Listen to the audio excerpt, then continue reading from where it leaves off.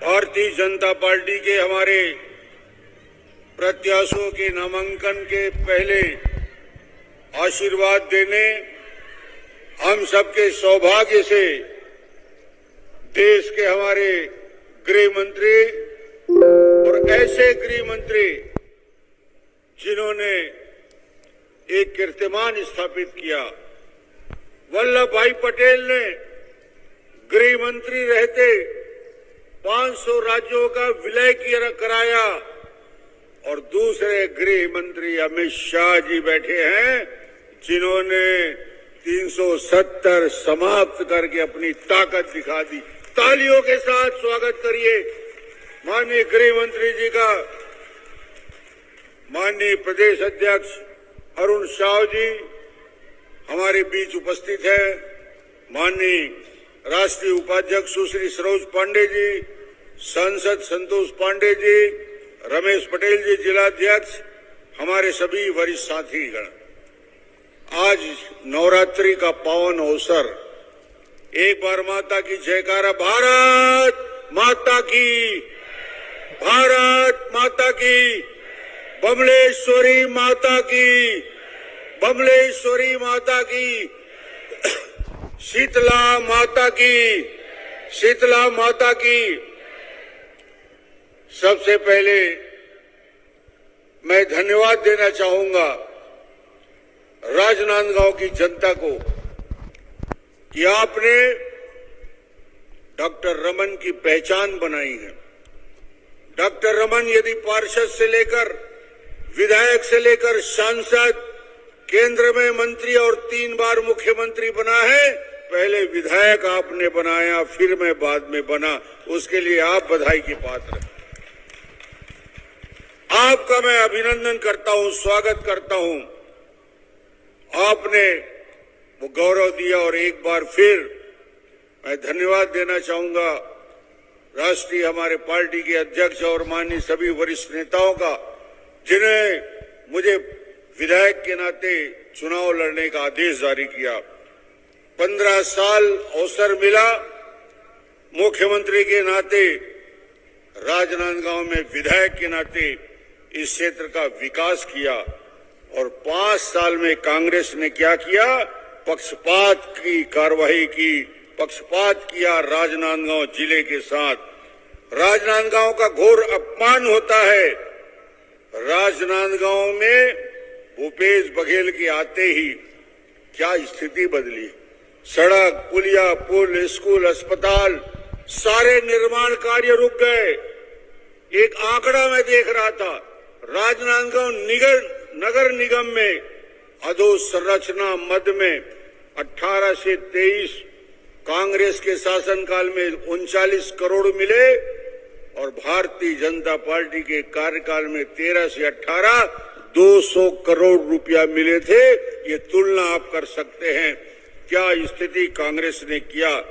कांग्रेस के 5 साल और भारतीय जनता पार्टी की विकास यात्रा, स्वास्थ्य की दृष्टि से पेंड्री में मेडिकल कॉलेज की स्थापना भारतीय जनता पार्टी के कार्यकाल में, मॉडल कॉलेज का निर्माण, मुख्यमंत्री ग्राम सड़क योजना में 102 किलोमीटर सड़कों का निर्माण, ऐतिहासिक दिग्विजय स्टेडियम को भव्यता के अनुरूप स्टेडियम का निर्माण, मोतीपुर अंडरब्रिज का निर्माण, शिवनाथ वर्धन योजना में लाइनिंग का काम, अंतर्राष्ट्रीय हॉकी स्टेडियम का निर्माण, पेंड्री में हजारों आवास का निर्माण, टेढ़ेसरा में बीपीओ का निर्माण, फ्लाईओवर का निर्माण।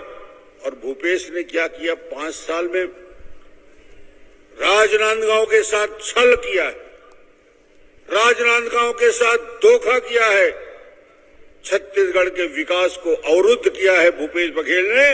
पाठ्य पुस्तक का निगम का ऑफिस राजनांदगांव बंद करने का दोषी कौन? सेतु निगम के कार्यालय को बंद करने का दोषी कौन? अरे पीछे वाले भी मेरी बात सुन रहे हैं। एशियन डेवलपमेंट बैंक का दफ्तर बंद कराने वाला दोषी कौन? पीछे वालों से भी पूछ रहा हूं, आगे वाले से भी पूछ रहा हूं, प्रधानमंत्री ग्राम सड़क योजना के ऑफिस को बंद करने का दोषी कौन? अब भूपेश से बदला लेना है कि नहीं भाई? बदला लेना है। ये बार कांग्रेस ला पूरा छत्तीसगढ़ और राजनांदगांव में पूरा साफ करना है। तय है तो दोनों हाथ उठा के ताली बजाइए। गरीबों को 1 रुपया किलो चावल देने की योजना 15 साल में हमने शुरू की। 16% ब्याज दर को बिना ब्याज के सहकारी बैंक से कर्ज देने की योजना हमने शुरू की। 38,000 प्राथमिक मिडिल हाई स्कूल का निर्माण हमने कराया। NIT आ गया, IIT आ गया, IIIT आ गया, एम्स आ गया, हिदायतुल्लाह लॉ यूनिवर्सिटी आ गया। ये संस्थान छत्तीसगढ़ में लाने का काम भारतीय जनता पार्टी ने किया है। 1,20,000 शिक्षाकर्मी की नियुक्ति, 10,000 PSC में छात्रों की नियुक्ति, 70,000 पुलिस कर्मियों की नियुक्ति भारतीय जनता पार्टी के शासनकाल में हुआ है।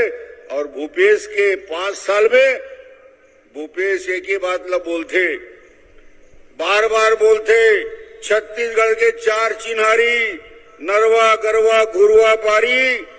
मगर अब जनता जान गई है, जनता कहने लगी है कांग्रेस के 4 चिन्हारी चोरी, बेईमानी, भ्रष्टाचार और लबारी, इसके सिवाय कुछ नहीं। क्या हुआ जन घोषणा पत्र का? क्या हुआ शराबबंदी के वादा का? क्या हुआ 10 लाख नवयुवकों को बेरोजगारी भत्ता देने का, 2 लाख कर्मचारियों को स्थायी करने का, 2 साल के बोनस को देने का, वृद्धावस्था, विकलांग पेंशन, निराश्रित पेंशन को देने का?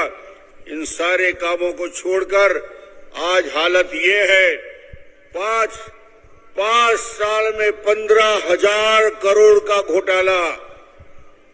विश्व में कीर्तिमान स्थापित कोई कर सकता है तो भूपेश बघेल कर सकता है भ्रष्टाचार में, उससे आगे कोई नहीं। 5,000 करोड़ का गरीब कल्याण अन्न योजना घोटाला, 2,100 करोड़ का शराब घोटाला, 1,300 करोड़ का गोठान घोटाला, 600 करोड़ का PDS घोटाला, 540 करोड़ का कोयला घोटाला। लालू यादव चारा खा गया, 3 साल जेल में लौट के आया है ताजा ताजा। अरे वो तो चारा खाया, ये तो गोबर खा रहा है भाई। गोबर में बेईमानी, गोबर में बेईमानी। महादेव ऐप में हजारों करोड़ का घोटाला करने वाला। समस्या एक है, राजा यदि चोर हो जाए तो कैसे करोगे? खजाने की चाबी जिसके पास है वो डकैती करने लगे तो कैसे करोगे? उसका विकल्प होता है, उस चौकीदार को बदल दो, उस डकैत को बदल दो। इस मुख्यमंत्री को बदलने का समय आ चुका है, इसको तुरंत बदलने की कार्रवाई करनी पड़ेगी। और चुनाव में इस बार इस भ्रष्ट सरकार को बदलने का समय आ चुका है। लाखों नवयुवक छत्तीसगढ़ PSC में अप्लाई करते हैं, PSC में नौकरी के लिए एप्लीकेशन देते हैं, मगर सिलेक्शन किसका होता है? PSC के चेयरमैन का भाई का भतीजा का, अधिकारी कर्मचारी को भाई भतीजा बेटा का, करोड़पतियों के बेटे का। छत्तीसगढ़ के नवयुवक देखते रह जाते हैं। PSC में हुए भ्रष्टाचार का बदला युवा लेना चाहता है कि नहीं? PSC का बदला लेंगे कि नहीं? PSC के नवयुवकों से मैं आग्रह करूंगा कि इस सरकार को बदलना है। वो सरकार जो कवर्धा में तिरंगा ध्वज को बूट के तले रौंदता है, वो सरकार जो बीरनपुर में बिनेश्वर साहू की हत्या लव जिहाद के लिए करता है, वो सरकार के लोग जो भिलाई में हिंदुस्तान जिंदाबाद कहने पर चाकू मार दिया जाता है। अध्यक्ष जी बोल रहे थे, अब नहीं सही बोल, और अब नहीं सही बोल, दोनों हाथ उठा के अब नहीं सही बोल, अब नहीं सही बोल। तो भारतीय जनता पार्टी के मेरे सारे प्रत्याशी मेरे साथ आज हैं।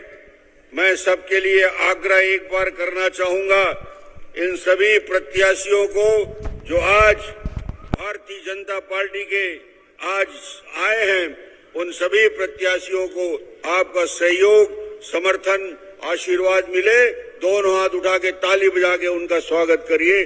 धन्यवाद।